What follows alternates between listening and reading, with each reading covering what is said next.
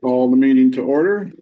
Minutes, we're gonna. Do I need a motion to pass in the minutes? You don't, or do we just not accept them at this point? And I don't remember. How's that work? Nadine, do you know? Yeah, your motion to the table. Just motion to table the minutes. I entertain that from somebody.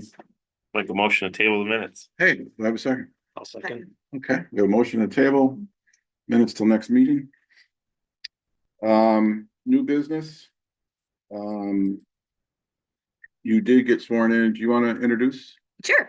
So everybody, this is Nick Bernier. He is the new Director of Finance and Operations. We are so thankful to have him.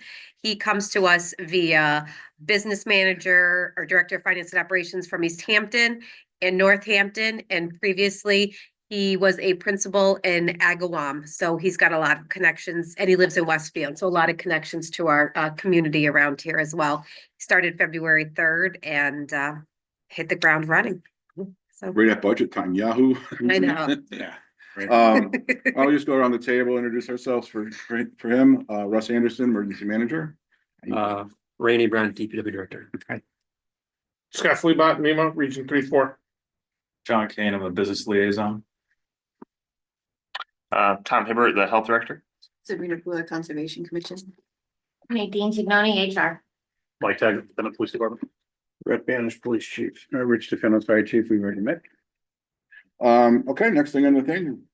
Do you have your presentation? Wants to skip ahead a little? Or... Yeah, go ahead. I'm gonna try Okay. because I'm having a hard time getting it out of our system into your system. All right, worst case scenario, I guess we plug the HDMI in. Yeah, we could. We might lose Zoom at that point. Absolutely. Nobody's there. Yep. National motocross update you wanted to, Yeah, so a couple of things. Scott and I talked a couple of weeks ago.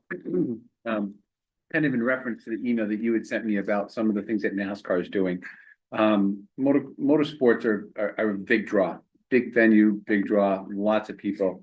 They're typically 1 and 2 day events, especially for Southwick. So it's a big ask of the community, but it's also a lot of safety concerns. So the chief of the police and I have talked, and Scott and I have talked about possibly involving another level of security.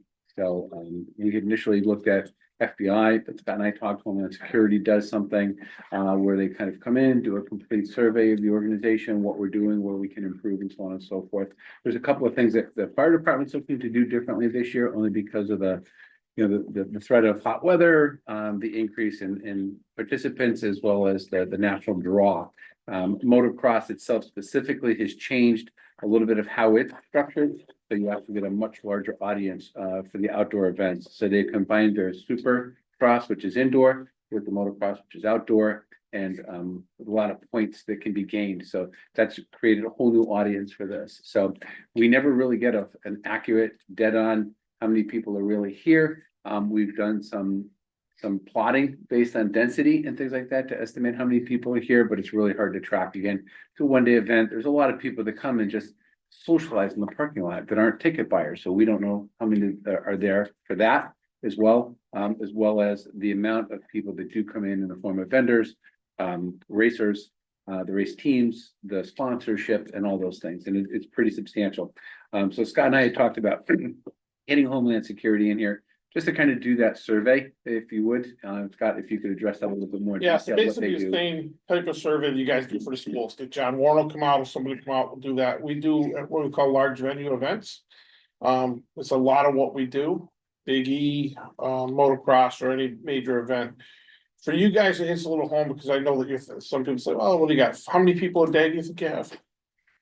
A safe estimate based on what we've been told is 20 to 30,000. And what's your population? We're just under 10,000. So you're tripling, quadrupling the You're right. population of your city. So that's when things start to get a little concerning, is that your resources sometimes can't handle that if something was to go on. So we'll come in, do a full assessment, get you the OC, and we may even get you a SEER rating. SEER rating is a special event rating, so it's a special event assessment rating. And those scales go from 1 to 4.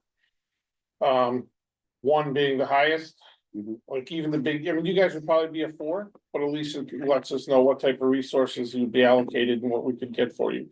So we write the EAP, your event action plan, and everything accordingly to what your SEER rating is going to be roughly. It really sounds like a lot, but it's not doing much more than you really are doing now. Most of the writing and the work would be on my part. We just file that with the Fusion Center and with the state, so that they just know what's going on. So if we had to delegate sources, it just sort of lets us know what's going on as a broad perspective around the county or around Western Mass, in case we had to dump resources in here. Come on up. The one thing we may have to look at is see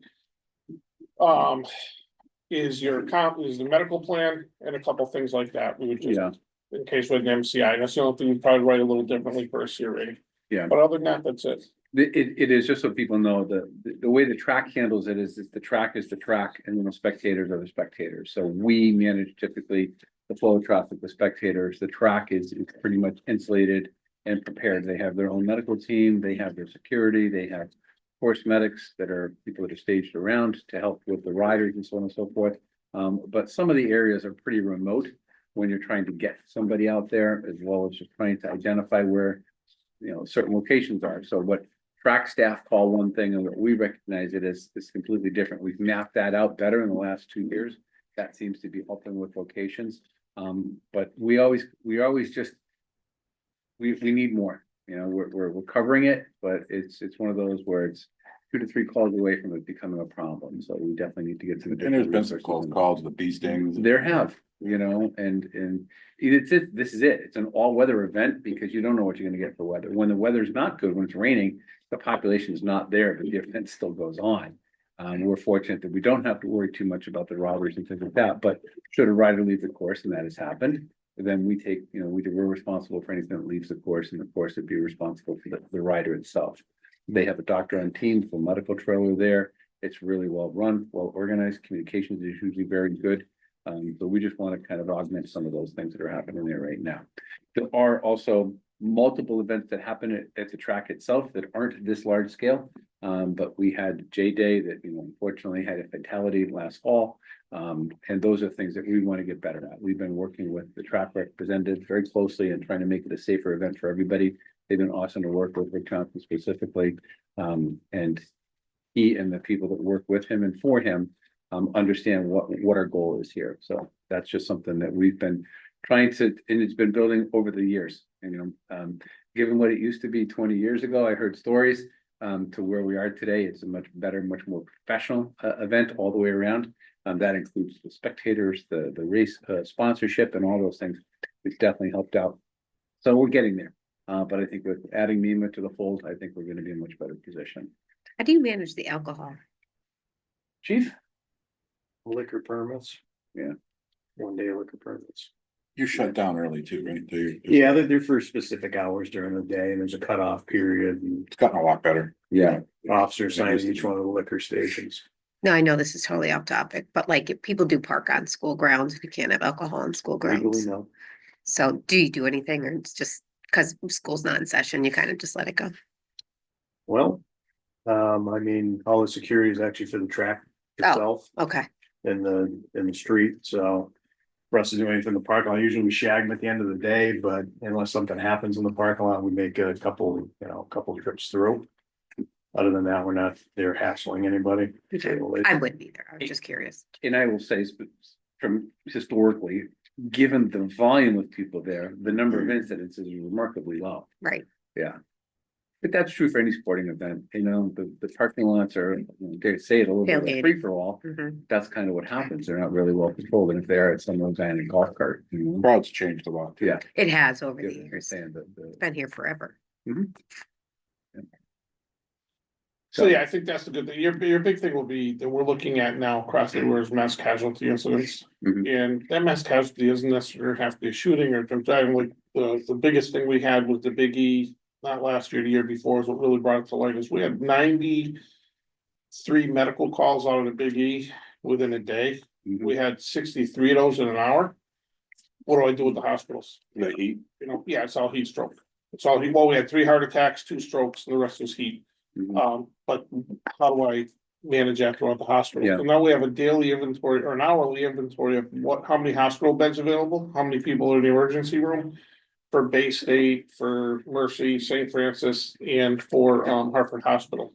Those are our trauma level hospitals that we can go to. Right. And then we have we have 9 helicopters ready for the Big E if we ever need them, with 6 different landing sites. Mhm. So we would do something like that with you guys too. Not anticipate we'd ever need it, but I'd rather have it and not need it than need it and not have it. Right, we do set this, the landing zone is set up Right. prior to, fortunately, I've never had to need it. The track physicians pretty much Right. can do anything that they're gonna do there. And it would just be a final transport if necessary, but not to that urgent level because of the track. In the event of an MCI, obviously, the track would shut down, the race would stop, that staff would then become available to provide aid. But we've been working with Bay State Medical Center, specifically an Ironman. Right. And so we've been talking a little bit about this too, about having some type of representation there, so. So yeah, I it's think important. to your point, everything you guys already done proactively. Southwick does a phenomenal job at handling that. Fire, police, EMS. Mhm. Do a great job at it. I don't think it's reinventing anything. It's just putting it down in writing, getting the comms plan up, and so Yep. that is one binder, so everybody knows Yeah. what's going on outside of Southwick. I'm more worried about outside of Southwick than I actually am how you guys are gonna handle everything. Yeah. You're gonna get that tunnel vision and just focus on it, and you know, your cops are gonna come in, they're gonna do what they're do. EMTs, fire's gonna come in, they're gonna do what they have to do to resolve those problems. It's just where do I mitigate those other people coming out of Mhm. Southwick, and then more resources coming in, and where are we gonna get them from? Yeah, because the traffic coming in the last couple of years has been easy. Now, traffic, actually, the last probably 2 years in and out has been Yeah. really good. You almost don't know the events happening in town. Last year was, I mean, they flushed out of here, like nothing. Well, A you lot of guys- people left early because of the high heat. One-way roads, Yeah, don't oh, you? yeah. Oh, Yeah, yeah, you there's can't both turn, so it's just ways, both both ways, one way, yeah, so. And that's helping awful. Yeah, within a half an hour. they're gone. Mhm. Yeah, there's a little bit of linger in the parking lots, but not much. You know, at that point, most people are just looking to pack it up and get out of the sun.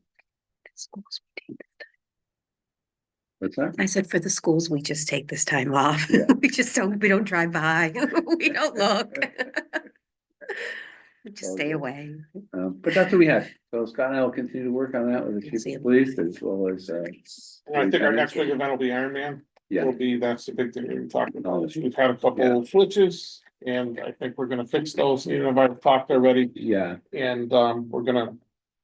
I think we're gonna have that all agency meeting, did you get that? Yeah. on the fifth. So we go that, we'll meet a few minutes after that, and then we'll figure everything out. Yeah, we met the new race director, Roland. Dell, Roland, yeah, And very squared away. First thing he did was apologize for last year and some of the problems they had. They've identified them. We discussed them. So the proof will be in the pudding is to see how we do this year, but it sounds like they're kind of committed for the future years as well too. no, I think they are, and I think that we've got a plan that I didn't Mhm. wanna put in place till we had all department heads, Yep. all the chiefs, fire chiefs, police chiefs, and EMS chiefs, and. That we may be moving to regional EOC and just opening it up as a true regional EOC. The EAP, well, they don't have one, so we're in the process of writing that EAP now, and the goal is, and I'll just bring it up now, so everybody knows that we're looking at running it just like the Boston Marathon. That will transfer command. That when those people come in, they leave out of Springfield, goes to the Agawam, transfer command's gonna go to Agawam. Pretty much into that, when they start going to Southwick, it'll get into Southwick. When that last runner is done, or bicycle's done out of Agawam. Their transfer command's over, they go. Same with Southwick, transfer command's over. That transfer command will leave the chief or whoever they designate, police chief, fire chief. They'll leave, they're gonna be gone, you guys can go home. And then we'll just keep going. The congestion in Springfield was a little rough, I think, and then communications we had some issues with, so we're setting that up now. And then we'll just work with transfer command, but before we do that, we wanted to have a meeting with all the department heads, so it's not just one person making these decisions. And we're gonna actually bring it down to Agawam, set it up the way we would and ask, do you think it'll work or won't it work? Before we do it, but I think everything's way too congested for Springfield Mhm. to have all the troopers and I got complaints from the troopers. So I think that we'll just, if that works. Yeah, We'll figure no, it out. I'm all for it. I think it's a good approach. And again, the command will change, but we still need to maintain staffing only because. Oh, we're absolutely, still- and what I meant was, as yeah, it moves to Granville Right. has command, but we're still staff. you're gonna And when it be, moves yeah, back to and Westfield- basically you won't shut down to that last bicycle, or you make the decision, it's not gonna be anybody but you making a decision, and that's why we wanna do this, is I don't want anybody dictating to each town. when you, I don't care if you wanna stay the whole thing, but that'll be a decision solely for the police chief and the fire chief. When they know their communities, they know their people, let them trust their people on the ground. Let them take control of their communities. And it was sort of like. Certain people want to control everything, I'm like, we just can't do this. And we're gonna do it exactly like the marathon, Mhm. it works great for the marathon. Right. 26 times, right? For a marathon? No, well. Yeah, we got 21, 22. Something like that. We set up EOCs in each of those communities too. We have 2 regional EOCs, 3 MEOCs, and then the regional command. And then we have everything on live satellite. Do you, Do you wanna swap computers? Is it- Yeah, that's one. Why don't we just swap seats? Scott, do you have, do you do anything for the road race in Holyoke? Yeah, we're doing a road race, Okay. I write the EAP and all the stuff for the road race and for the St. Patrick's Day Parade, we're already working on that now. Great. I think we need Chiefs like next week or week after.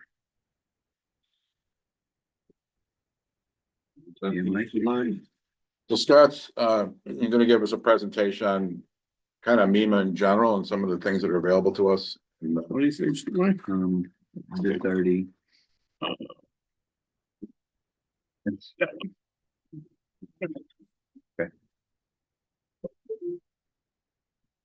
All right. So basically, why we're here and why everybody has an emergency management director, and I'm gonna skip through this quickly, I'm not gonna get to the boring part of this for you. They created the Mass Civil Defense, the Massachusetts Civil Defense Act after the federal one in 1950. Basically, what that says is you have to have an emergency management director.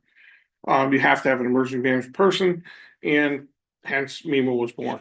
But the roles are basically, I'm gonna just go through this, their whole roles are to make sure there's a link between police, fire, DPW, DPH, the schools, and everybody for safety and fire mitigation. Police, fire, any of those activities that they need plans for. Their job is planning, not to actually be the first responder on the ground, not to be the guy that goes out, but to actually put it together and write those plans. And then come up with resources. The biggest part of it is making sure that you incorporate those non-government organizations, which could be Red Cross, or any of those other people that are important factors in your community that you might need for resources.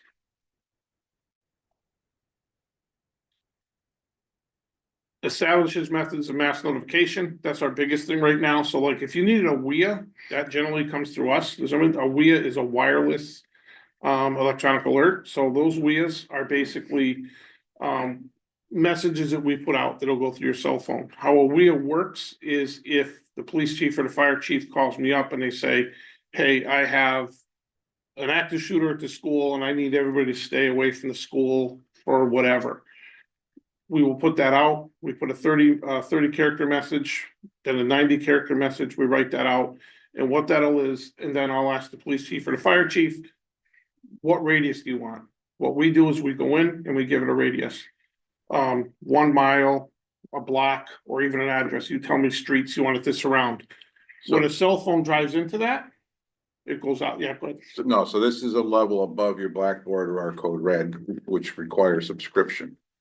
They have information that has every phone that just overrides everything. yeah, ours, and the way it works, I'll explain a little bit. We usually use it we'll use it for water outages and stuff like that.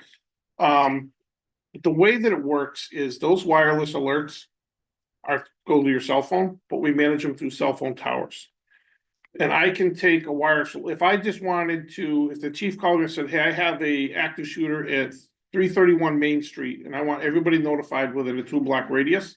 That's all it's gonna do. I can put it so that the minute they drive into that radius, even if your cell phone has alert shut off, it's gonna force feed an alert to your cell phone. And it's gonna tell you whatever those chiefs, police chief, fire chief, or elected officials wanted me to say. It'll go into your cell phone, you're gonna get alert, stay out of the area or do whatever. The same with the water boil effects in your water boil, it'll do everything. If they want to say, I want to do the whole town of Southwick, I can just put in the entire town of Southwick and boom. So as an example, and I'm just trying to pull something out, but if we're talking about motocross, should there be severe storm, tornado coming. Missing kid or something like. Missing Right, that's- kid. That's our biggest thing, like a kid gets separated from their parents. That, Something that we you should could do. just So pick the Not, I motocross. wouldn't Too- do a too missing kid, expensive? yeah, not, we wouldn't do it for a missing child, it would have to be like truly life-threatening Okay. type event. But it's all people from not here. You would their phones would get the. Yeah, if I had something major, a tornado or something coming in, take shelter, Right, I could make sure, it doesn't matter what carrier. And it doesn't matter where they're from, and I don't need their phone number. Right, okay. Go ahead, Doesn't push notifications for Amber Alerts. same, it works the same exact way, Nina. It's the same exact way. Basically, it's the same system, we just use it, we don't cross the Amber Alerts with the WIAs. And we have made mistakes, ask Ludlow. So they had a no boil water in effect for that area and two other areas. And somehow we had a new dispatcher and we didn't have a safeguard in place and we sent it to the entire state of New York, Oh. the entire half of Connecticut. And Kinda like Hawaii did one too, didn't Oh it? my God, That was a the missile. Yeah, that was. phone calls we got were unbelievable. And we put on there, you know, like if you're on well water. and Just we put the kidding. Exact towns, yeah, psych. But yeah, we got a lot of complaints. We put safeguards in for that now that it can't happen. How that works is you'll call me or call, and I'll give you a dispatch number.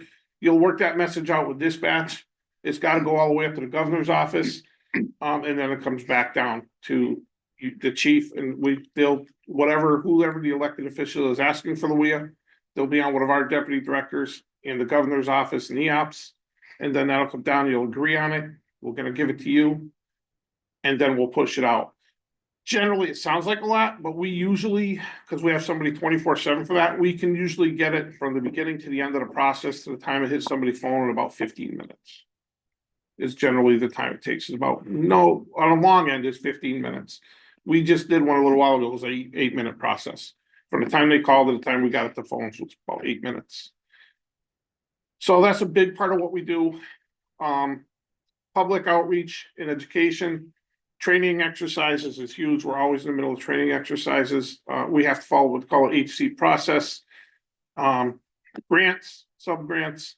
I will say grants, I don't know what's going on right now. Even for the DOJ grants, I was just in a meeting with DOJ and for our Safe Streets and some of the other grants, we don't know what's happening right now with the new administration. A lot of stuff has been put on hold. I'll tell you how bad it is. Right now, we just got directed that, and this came from FEMA, they aren't even allowed to talk to us. We just got a thing that said, when I called, they said, well, we're not allowed to talk to our state agencies. I'm like, what? Okay, You're what's the our- reasoning behind that? I don't know, but it came from way up above them. And they are right now not even allowed to talk to us. They know Massachusetts isn't a Trump. Right. No, it's what they were directed, I guess, is all states across the United States. So it was, but the guy said, we can't even give you any direction. We can't talk to you. We can't give you any information. We can't. And I just wanted general information. So we can't even talk to you right now. Mhm. So I don't know what that means. It won't really affect the way we do things. Our resources are pretty inclusive in the state, and anything I do need from them, I can get anywhere anyway. We usually just use them for grants and funding for the most part.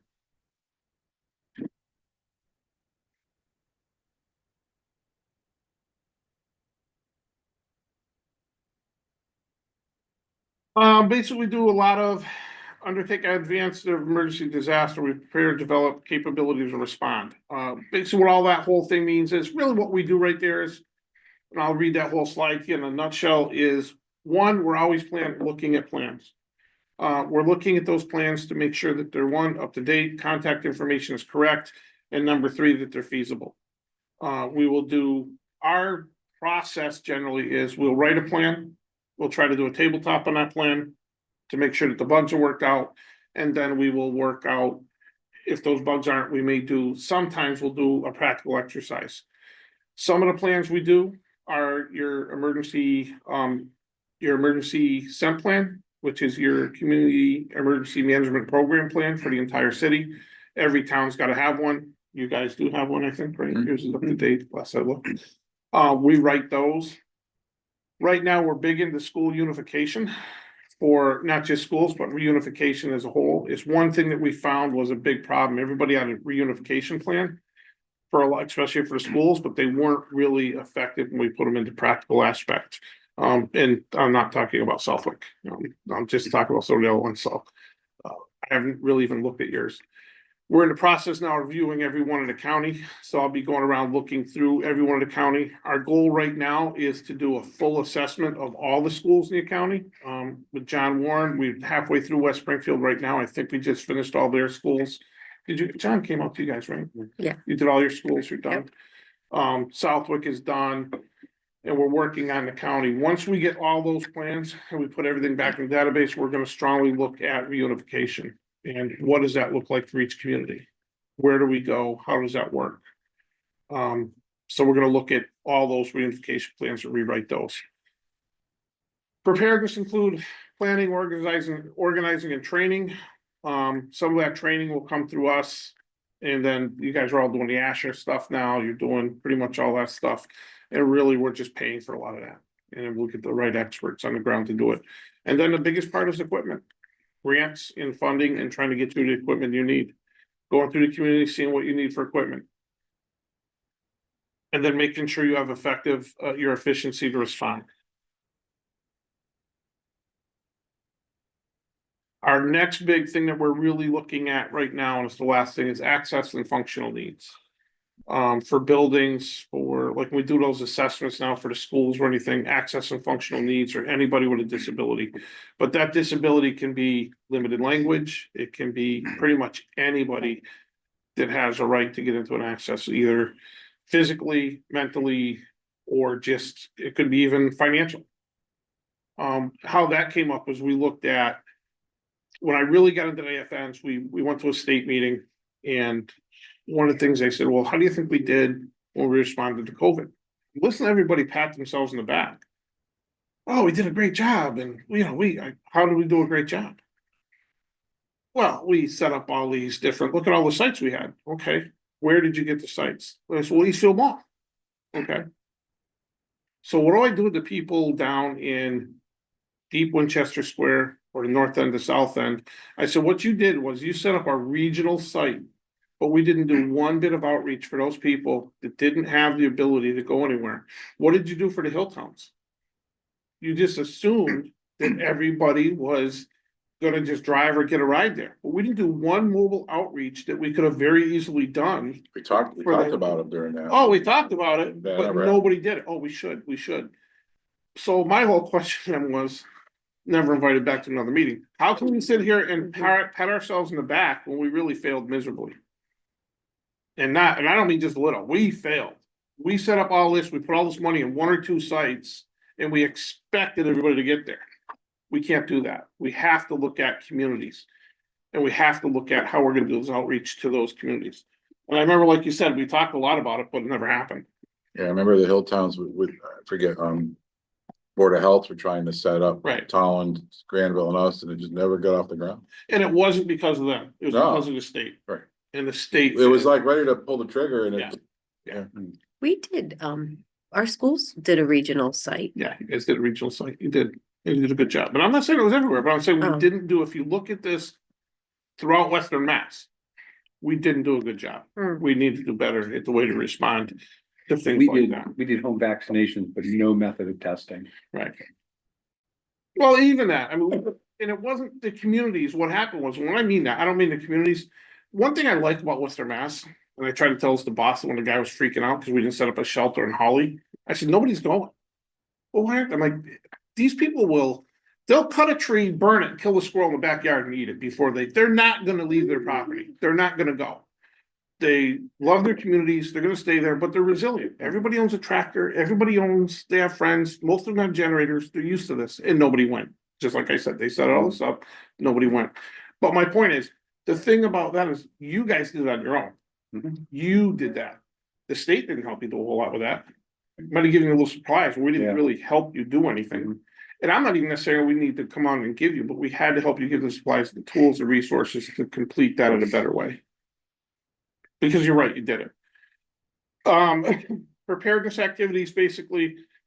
I talked about that a little bit, it's planning, training and exercise. We learned a lot from the Boston bombing and what we didn't do. And the reason now that we do a lot of the large event and a large scale event planning a little bit better is because of the Boston bombing. What we learned to, how we mitigate that, how we look at large scale events. So the philosophy years ago was always, well, we're just gonna hire more cops. So I always said, that's great. What are they gonna do? I said, I mean, the Boston Marathon, we had cops elbow to elbow. What did you do to assist them? Didn't stop the bombing, it's not going to. We need to put more technology, we need to give the cops more resources, we need to better deploy our cops, take a look at how those officers, EMS and fire are deployed. And what they're gonna do and what resources, so we look a lot into, when we're doing big scale events now, we're looking more into what's the technology we can use, what are the tools we can give them to do their job.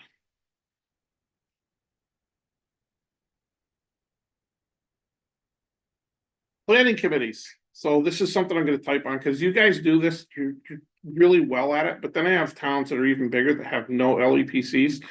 This is probably the biggest part of what you guys do for each other, is coming together, and I know sometimes it's a pain, you're like, "Oh, I'm not gonna get out of it," but just making sure we're all on the same page, or just seeing those people face to face. And getting to know that, hey, I have this problem, I have that problem, how can we resolve this?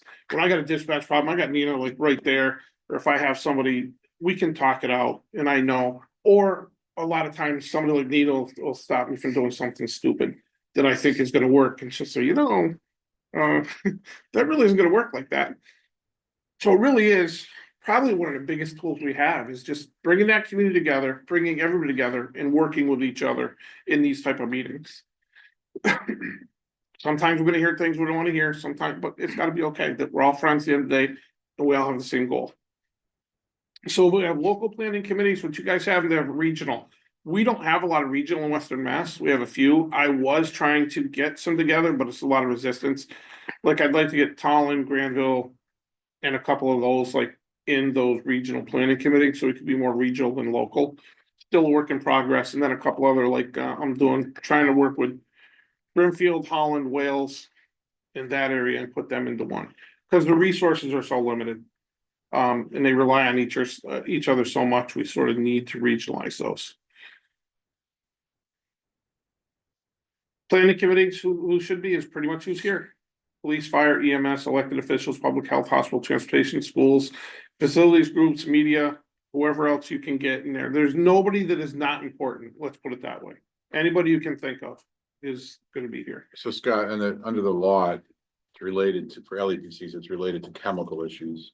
But it's Tier 2 reporting? It's expanded that to really for kind of community response to things, hasn't it? Yeah, so your tier 2 reporting and then your chemicals, I think what you're talking about isn't completely worked out yet, because it hasn't, which one, are you referring to? Well, no, I mean, the law states it was kind of developed for chemical accidents. Oh, okay, I see. Yield sterile laws and all. Yeah, so your original LEPs we expanded on it after that, but it was really for chemical releases in the town, especially like Springfield and some of these.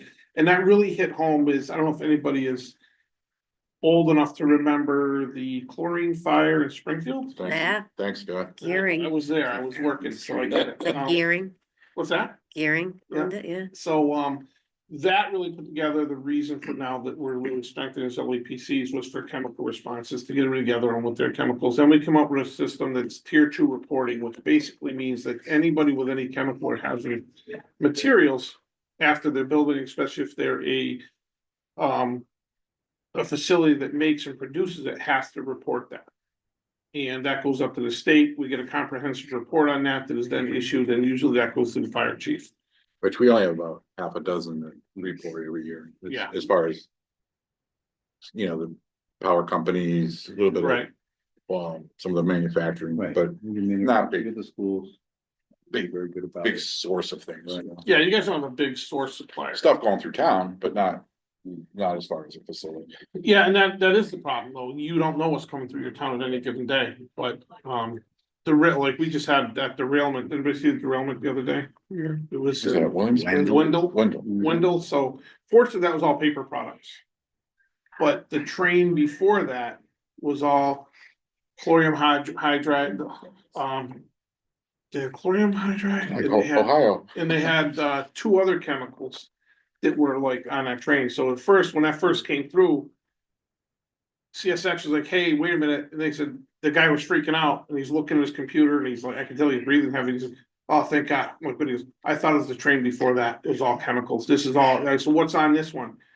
Nothing but paper, it was all paper products, stationery, paper, it was nothing, it was, we're just gonna throw everything out. So kind of related to that, I had a question. Someone registers in town for a business, there's an LEPC form they fill out, it's, you know.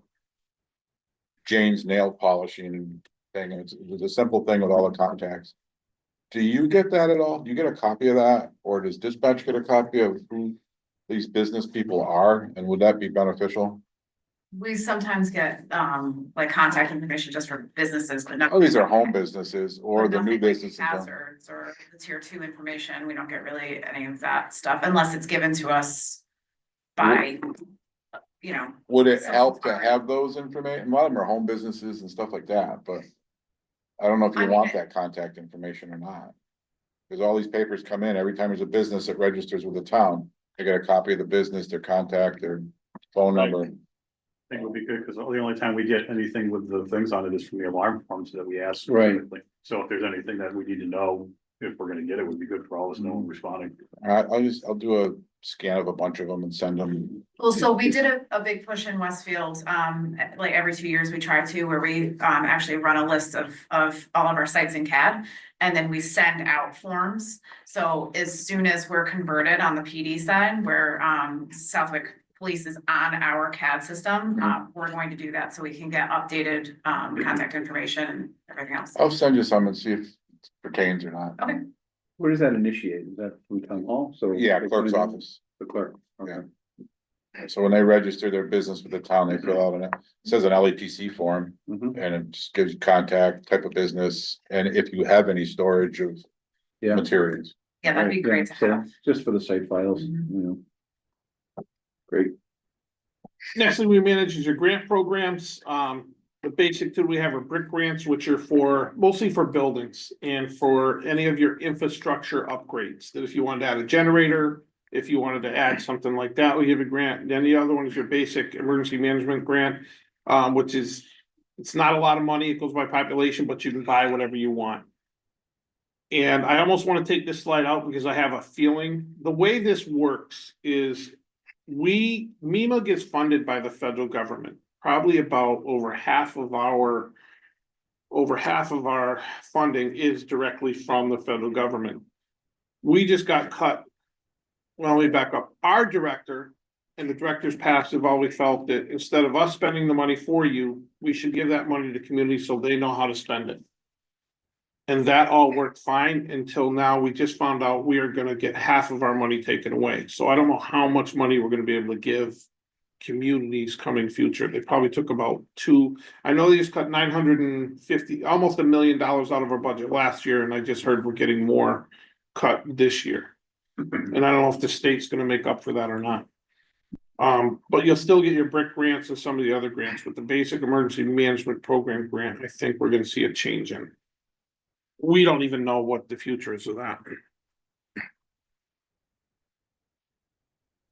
Citizen Corps grants. This is for any of you people with cert teams. I know you don't have a big You cert. kind of team, dissolved it but Sort because of, they're all over 80 and couldn't respond. they couldn't do much. Okay, they weren't gonna truck out. We just really did use, the cert teams are a great program. If you can get the cert programs going off. It's a great force multiplier for police and fire. If you can get the right crew to just stand on a corner, direct people. We just sent the CERT team out door to door out in Holly to do a lot of the reunifications. There's another program that's called VIPS, Volunteers in Policing. That we use in some of the towns where they will assist police officers. You gotta get the right people. Now, you talked about regionalizing so that if we had a couple people interested, they could go to wherever. So that's what I'm doing now is we're gonna take, cause Holyoke has 50 people. Springfield's got 15 or 20. You've got 3 or 4 and everybody has their own specialty. So we are trying to regionalize those teams now so that if we needed them one area, they could be deployed to another area. And it all works with the MOUs that we have. Of course, it would be individual because I don't know how you guys are insured in, like if they're deployed. Generally, like Springfield has an umbrella, so that like 20 of them can work at any one time. If they get deployed somewhere, they're covered. I imagine you're probably I would sort of think so. same type of thing. So, but if you do have a team or you come up with a team, we can get funding for that. We can do training. We'll supply all the training exercises, and then you can use any of those EMPG funds for equipment and uniforms and things like that. Our hardest part was just finding the right people and getting the right, you gotta make sure they're not gonna like self-deploy, just to say, oh, the cops are there, I'm gonna help. Or the fire department's there, I'll put out the fire. So we've ironed that out. I think we got a lot of great people in the regional teams we have now. The biggest part is using them. Yeah. Cause they get bored and Right. go to this training and nothing ever happens, so. And that's why I think the regional thing is nice, because we would have sent them up to Holly, and actually I did send a couple, and the other, we use them a lot, so if we open our EOC. Our biggest problem is manpower, and I got phones ringing off the hooks, so we'll teach them how to work web EOC, answer the phones, take notes, and work right in the EOC, and it works out pretty well. And as long as we don't have CGIS or up, they just can't have access to that, we only have one in the corner that it has to be a CGIS person, but. We just don't let them have any of that, and it's pretty good. Response operations, basically what we do is coordinate with senior officials and what the EMDs do. And other public officials activate the EOC and demobilize the EOC. Take care of all the EOC activities, coordinate submission requests for response, statewide mutual aid, and coordinate resources. Let me just go through these. I'm gonna read these quick and I'll just give you a brief. All right, so what happens during a major event when MEMA comes? I'm gonna go through all those slides for you. What's the benefit of having me, or why even have me? Do you really need me? Probably not in most cases, right? The benefit of having me is what we do is we'll take that responsibility of doing a couple things. Run, I can, if like for Springfield, we'll do a lot of their ICS sheets. I will do the incident command sheet. I will do the emergency, or in this case, an incident action plan. That'll write all that down and document all that and get all that going. Two, the nice thing about it is once we're there, the state knows I'm there. So when we ask for resources, they can't really say no. So if I need a helicopter, it's not like if PD's asked here, then it's gotta go here, it's gotta go there. If the fire needs this, it's gotta go here, it's gotta go there, it's gotta go there, it's gotta go up the chain. Once I ask, pretty much I just say, how many do I have available? Or I already know. I go on the log, okay, I got 4 helicopters available, I'm gonna order 2, set them here, authorization, gone, done. The bad part about this, I'm also responsible for it, like, we got hit for the fires, for the brush fires. It was $350,000 for a weekend for those helicopters. So everybody will give it to you. Yeah. At the moment, but then I'm the guy who's gonna answer, why did, the phones were ringing. Yeah. Spent $350,000 on helicopter support. Did you see the brush fire? I mean, thankfully for that, we had a lot of documentation. Did you want me to let the community burn down? So I mean, there's that end of it. But we are taking that heat off of you as far as when we order something, it's not gonna come back on you too much. It will come back with us, but, and then our biggest thing is the minute we start an incident, we're looking at what we run off of something called the 214. And it's basically every action that we took. If fire had to deploy 1 fire engine at 31 Main Street, I'm writing that down. If police had to deploy 3 people for whatever, I'm writing that down. So every single thing is categorized, which to you isn't really a big deal until we need it 3 months from now, when they say, hey, we can get refunded for all that. Now I go back and I'll say, okay, how many, I know they sent 2 officers, that's this much money. This much gas, this much fuel, this how many firefighters, how many EMTs. So I'm taking all those money, all the gas, the EMT, the pay, the gas, and the exact total price. So when they say, well, how do you know how much you spent? Because that's how much I spent. So, and then we'll look at that. We'll bounce that off the dispatch log from Nina, making sure that I'm checking, cross-referencing. Give it to the chiefs to make sure we're not adding more than we should. That everything's right, and then we submit that, so it helps you get paid if in fact we're gonna get reimbursed for things. There's a lot of lessons learned on the October storm. What was it, 10, 15 years ago now? That everybody was into it, doing their thing, and we weren't used to recovering that money. And all of a sudden now you're trying to catch up with who did what, when and where for the last week or two. So having the best practices from the start of the emergency through the EOC and all these forms and whatnot, help document that stuff later, because from the Fed standpoint, if the chief sends a cruiser or sends a fire truck, there's a dollar amount to it. It's $250 for this size, there's $300 for cruiser, whatever it is. It's already a formula. All you gotta do is punch it in. So, but if you don't have the info, you're screwed. So we were able to help Springfield a lot during the flooding. They had that main water break. It ended up being about $4.8 million. But I had every single thing documented on the 214. We took that 214, went back with Chris Signoli from the DEP. And then the school system had a couple problems. We isolated that, we put everything down. We came with all the dispatch logs, we had everything, and we had a solid number that was an exact amount. It wasn't just, well, I don't know, it was like $6 million. When they came to cross-check us and said, well, how do I know? There it is. How do I know that? There it is. So we had everything for them when they came to do the review. They still didn't get all that money back. They got half of it back, because the other thing is, here's what I'm trying to really get across to even like the small towns. When we had that emergency, we only ended up being $300,000 short of what we needed for the county. So when we have an emergency, a few things have to happen. One, and this is a big misconception that you probably dealt with and you dealt with the most, is that when we file for a declaration or a state of emergency, does everybody know what that really means? I thought just meant you get grant, someone's gonna Open pay doors. for it for grant And that's what funding. everybody thinks, is that, and I have so many town officials that think that, well, we filed for state emergency, we're getting all that money back. No. All that does is it gives the town officials to not go to town meeting to reallocate funds within their budget. And it also gives you flex spending, so you can take out of a budget, or if you go over budget, you can't be ridiculed for going over that budget, and then you can flex into that. Then it does put you on the board to get that money back if it's possible. We have to meet a threshold. Our threshold is, I want to say 3 million in Hammond County right now. We just changed those millions. And then we have to have a threshold within the state, but our whole state is only like 12 or 14 million, I think, to have a statewide declaration, but I have a regional declaration too. What happens is I go to town of Southwick. What'd you guys spend for this snowstorm? If it was a major snowstorm, okay, you spent 3 million, you spent 2, you spent 3, but I'll have like these small towns, we only spent 60 grand, I'm not gonna do the paperwork. So I try to tell them, when you don't do that paperwork, it sort of hurts the people next to you, because we need that overall amount to meet the threshold. But if I meet the threshold, I can get everybody's money back. Not 100%, but I can get you probably about 75-80% of it back in a lot of cases. So that's what we're doing, is the minute an incident happens, the minute we go to an event, I'm already looking how we're gonna close it out and what's gonna happen, what could possibly happen, and we're documenting everything from beginning to end. The biggest thing we do is, after events, a lot of times is we'll do after action reports.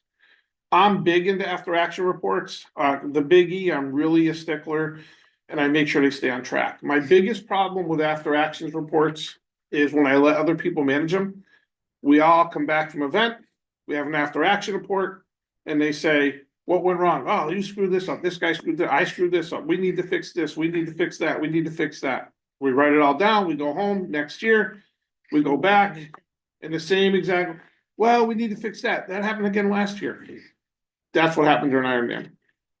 Your after action report, once we do the after action report, we identify the problems, we have to write a plan to fix the problems to make sure, and that's the part we always forget, is the fixing the problem and writing that up and re-implementing that for the next plan. So we do what worked, what didn't work, why it didn't work, what we need to do differently, and then rewrite that plan and then exercise that plan next time and keep that all documented.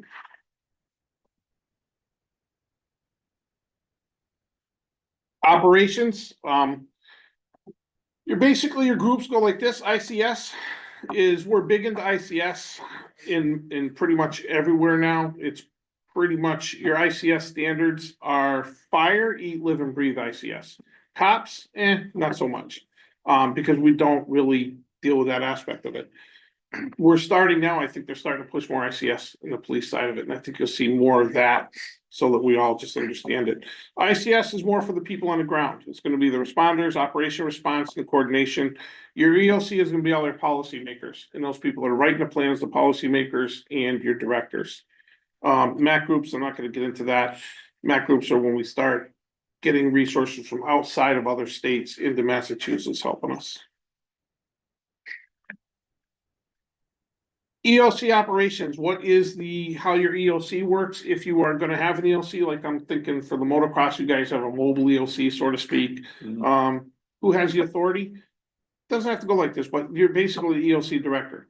Does the EOC director have to be the EMD? No, can be you, can be anybody who wants to be So that what we EOC director. did at the last one was, they have the EOC over there for that event, but then we spun up here for the rest of the town, should something happen. Right. Just standing by kind of. So you were just sort of like in that cold mode, warm, and then this is where everything was going on. And then, so he was, Should the stuff happen there, whether we have to supply resources there or somewhere else in town, then we would be the, the EOC for that. yeah, and here's the big thing that we have to learn when we do EOCs, and I'm trying to get this even to the state sometimes, is when I walk into an EOC, I have so many times, especially the governor's office wants me to go to the scene. I'm like, I don't belong in the scene. The police chief or the fire chief's there. They're the incident commander. I don't care what's going on because they're gonna tell me what's going on. I'm only gonna get in the way. I need to be here, so when they tell me they need this, now we can make that happen in the EOC. You have the incident commander and then an EOC director or your EMD. Your EMD and your incident commanders need to be in EOC. Incident commanders need to be in the field. We get that mixed up a lot in the state level. They still are gonna send us out to the scene. I don't agree with it, but they sort of does it. Basically, your EOC director has the authority to make all the routine coordinate decisions, advise senior officials when major decisions are needed, serves as a liaison with the MEMA EOC activated, coordinates on-site commanders to provide support, coordinates on-site incident commanders before releasing information about to the public. What can we do for you if you called me in? If you had a major event, we can supply you with pretty much anything, including if you didn't have a professional PIO. We get this request a lot. We just sent all our PIOs out to North Carolina, South Carolina, and all that area out there. What's a PIO? Public information officer. So if you didn't have, thank you for, and I gotta get away from acronyms. No, we use small time in education, And, so yeah, I'm I getting a wouldn't have taste of my own clue. medicine, I wouldn't have so. a clue what yeah. you're talking about, right? No, So your public information officer is a lot of times, if they're not really trained, we'll just get somebody that says, hey, you're it, because you're here, go talk to the news media. What we'll do is we will send you out a professional PIO, public information officer, to talk with the police chief, fire chief, or incident commander, your elected officials, or whoever. We'll come up with a plan, come up with a thing, and then we will start to help you facilitate those messages, help you direct those messages, and help you coordinate media relations. And a lot of times it's just if you get overwhelmed with an incident, it's going to be, it's an art form controlling the media. It really is. And I learned that hard at Sandy Hook. When they had the PIO there from the state police, Vance was an artist. So one of the things he was doing, we had a media release every 20 minutes. And I was like, man, so what are we gonna tell him this? I don't care what we tell him. He goes, but when I have it every 20 minutes, all those reporters are never going anywhere, so they can't talk to all these people, and they're usually right here. And that's really what happened. He kept them, and he gave them just a little bit more. Every 20 minutes, we gave him something, but it kept those control of those reporters. And his thing is he wanted to keep control of the reporters. And he was truly great at his job. So those are the type of things we'll set up, is how we do those, how we respond to those, and how we're gonna help you coordinate your whatever message it is you want to get across. And then if you did have to put a WIA together, or you wanted to go to something else, we'd already be there to help you with that.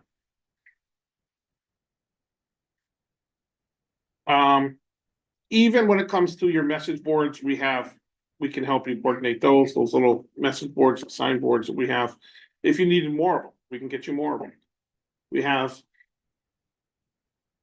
about 14 across this region, and then I got a ton of those tower lights. So if you guys ever needed those, you needed extra lights, we do all that. We'll help you select the appropriate public warning system. I know you guys got a lot of your internal stuff, the Blackboard, reverse 911, code red. But if it needs to go above that, we can also do that. Initiate protective action advisory implementation. If there's something we need PPE or any of that, we have a direct link to anything to do with public health. They're right there for us, usually. Emergency alert systems, I talked about that. Resource management, how does this work? And how does it work? Basically, we have resources and we're asking for resources. We try to have everything begin and end on a local response. And what I'm gonna do is, that starts to be the locals. You're gonna come with local resources, volunteers, mutual aid, and emergency contacts and contracts. You guys are gonna handle that. When we come in, all we are is going to help you facilitate. Now, if you need state resources, we will help bring those in. But you will control the resources, and we are never in charge. And that's the one thing I like to put out, is that when we show up, I'm not in charge of anything. You tell me what we want. If you get resistance, I just help you make it happen. But I'm not gonna tell you what to do. This is your community. You know how to handle it. I don't know your people. I don't know your community, and I'm not gonna pretend to. But if you run to resistance where you're trying to get something, it's just our goal to lessen that resistance you're gonna get. And then federal agencies, that would be something really huge where FEMA comes in. Our closest landing site for FEMA for you is Barnes. So we have two landing sites in the area for FEMA if we had to bring heavy equipment. One is Barnes, the other one's Westover. Westover, we had a lot of stuff already staged there. And our biggest site is Westover, and next one is Barnes. Scott, on the federal resources, as far as equipment, I mean, a lot of it's been procured through federal grants. That goes to the state, like whether the sheriffs are running them, but that's still through you though, right? That's still through us. You can call the sheriff directly though.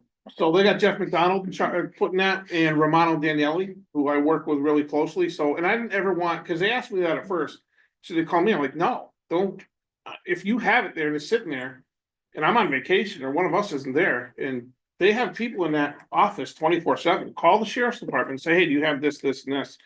Yeah, you may have to go get it, but yeah. Yeah, you may have to go get it.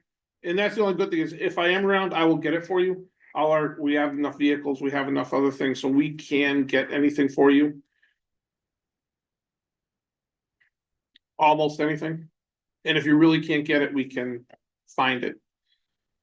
Even if you guys needed, so when you guys are doing that, your motocross, if you needed extra light tower, like we do a lot for Festa.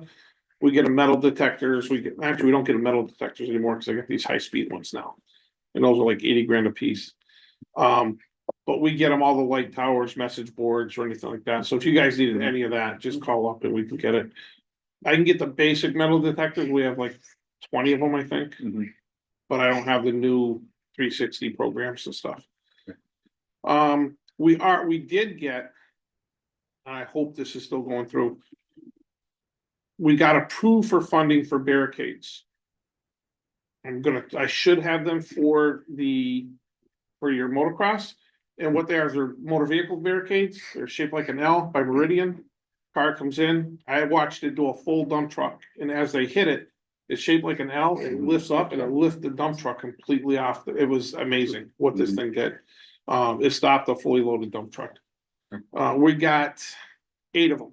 They come on a trailer. We're gonna house them at Ludlow DPW. And we should have them, I'm hoping, in about 3 months. They're 116,000, I think is what we paid. We're gonna be using the Big E. I wanted them for St. Patrick's Day parade and the run, but we're not gonna get them. But I'm definitely hoping to have them. I'm hoping to have them by your event.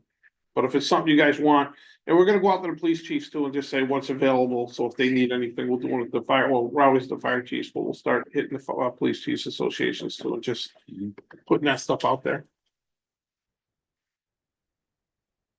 Recovery, I talked about that. Disaster recovery is basically recovery. It's all about money and recovering and how we're gonna prepare that, releasing assets, keeping those assets till last need them. The phases, that's all on me. I talked about that.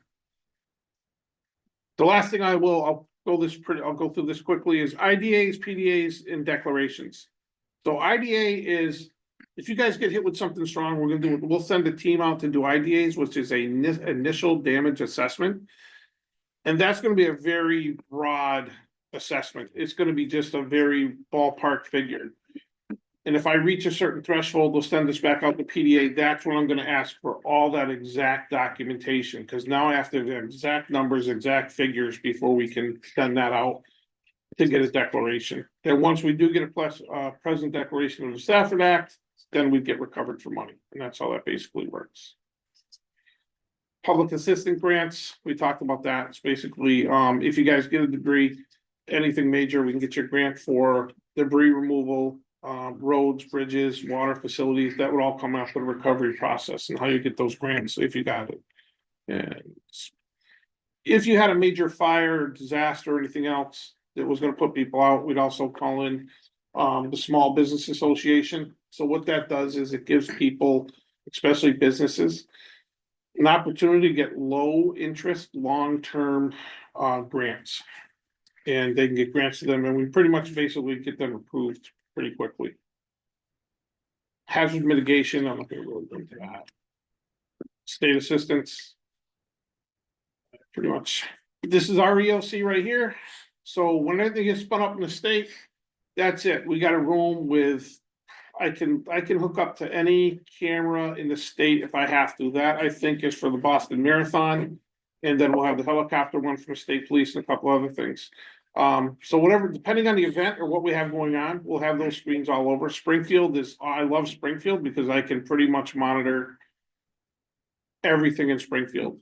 You cannot drive down Main Street in Springfield without being on camera. So, and I'll give you a great, we had a great save with all this technology. Was Chicopee, Mass, a girl went in there last year and she was warming up her car, had the baby in the car, forgot something, ran inside the house to grab something. Somebody hijacked her car. The guy jumped in the car, didn't know a baby was in the back. And she came out, car was gone. She saw it driving away. She calls the police immediately. We jumped in, activated everything, cameras, plate readers.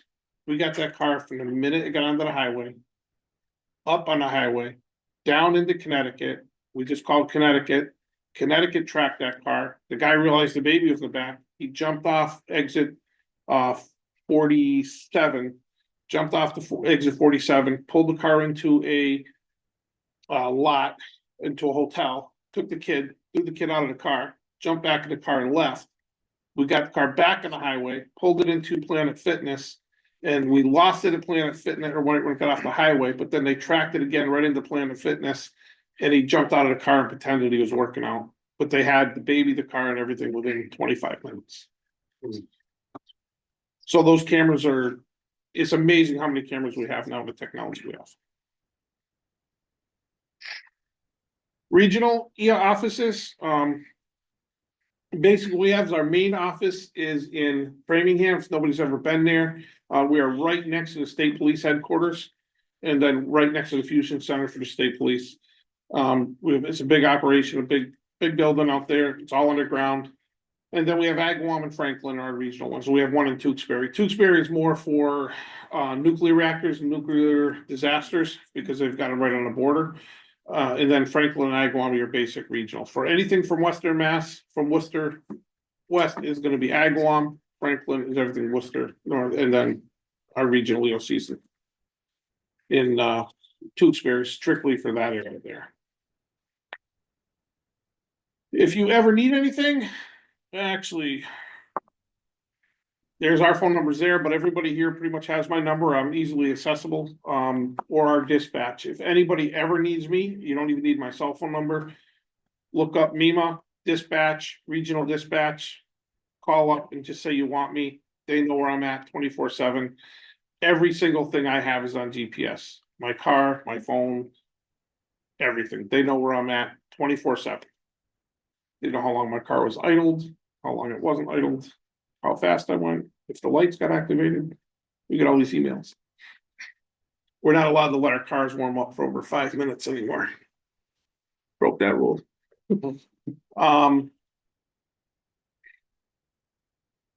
What do we do for you? Basically, it's to support WebEOC, commodity points of district. There's the other thing we're big at is if you had a water outage, you needed water or anything or any sort of what we call commodity point of distribution, we will help you set that up and run it and actually run it for you.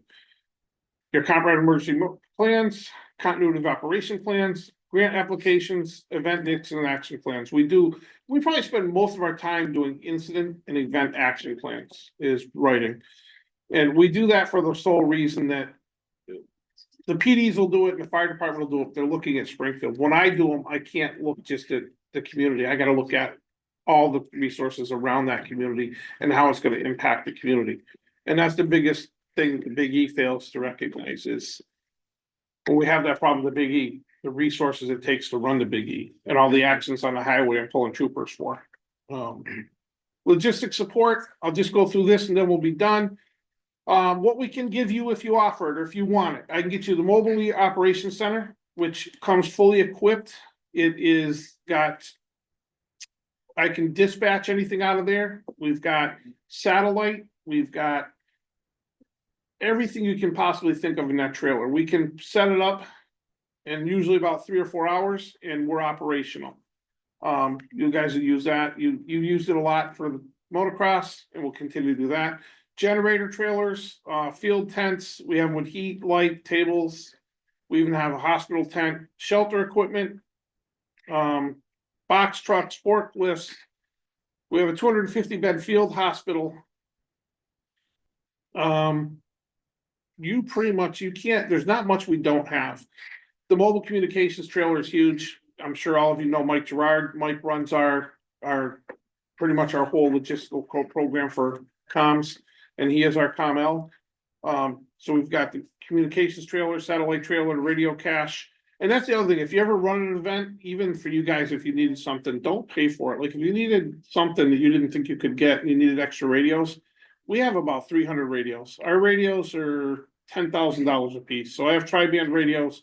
We can set up for any frequency, pretty much any event that you guys want. And we will give you, like we give out 50, 60 radios all the time, but I can get up to 200 radios that we would lend you and even set up a TAC channel for you if you needed it.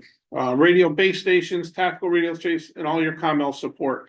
If you needed a ComL person and you don't have one, we will loan you out Mike Gerard. Actually, I think you guys use Mike Gerard anyway, so it doesn't really matter for you. But Mike also does, he's the ComL if we get somebody like Holly Mass who doesn't even know how to do it, we will send Mike out there and he'll write their plans and take care of it.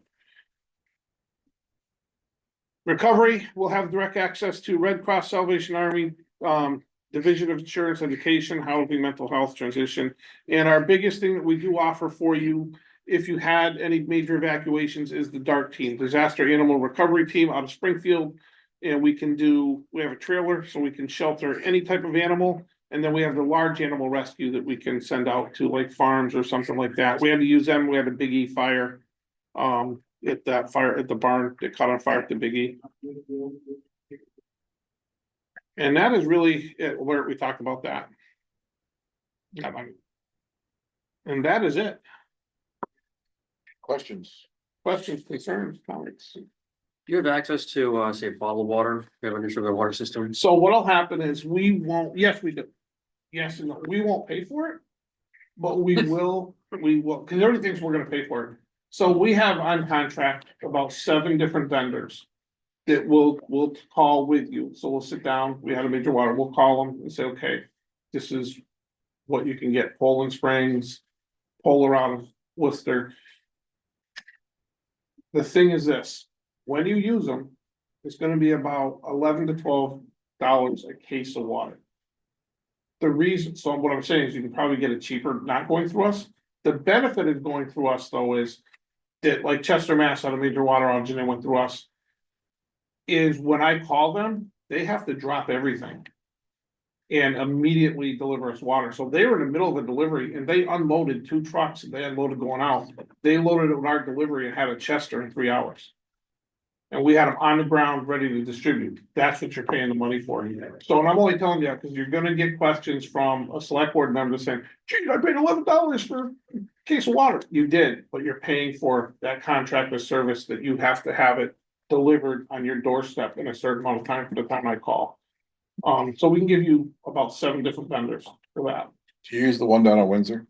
No, There's a big one down there. there is a big one down there, but we have just as big, there's so many now that, we do PFG. PFG actually is part of that Windsor group. So PFG out of Springfield, I use a lot because I like them because they're very quick and they're a little bit cheaper, is Polar out of Worcester. They've been really good to us. And it's only been about 8 something a case. Which is still high, but it's not terrible when you consider the service you're getting. And he just did 2 tractor trailers for me somewhere. Anything else? Any old business to come before the board? Any other business? When do we want to meet again? I believe we are set for May meeting. I thought that's what I did. Let's see. And Scott, we were talking about doing a tabletop of the flood stuff, aren't we? Yes, and I'll write a tabletop for anything you want. You just tell me what you want and how detailed you want it to get. I think we wanted to test dispatch, didn't we? We talked about that. What do you think that would involve? We talked about doing a tabletop of the flood. Oh, fun. I mean, it's really just having dispatchers on standby for like, Yeah, whatever. like actual emergencies going on, and then I can have, dispatchers take you out of the scenario.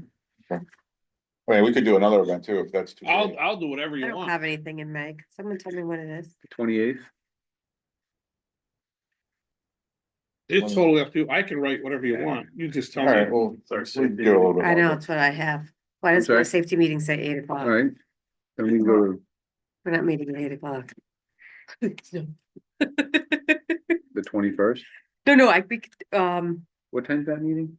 21st I can do. All right. Want to do LEPC on the 21st? Nine, Sure. on All right. 9 or 9:30. 9:30.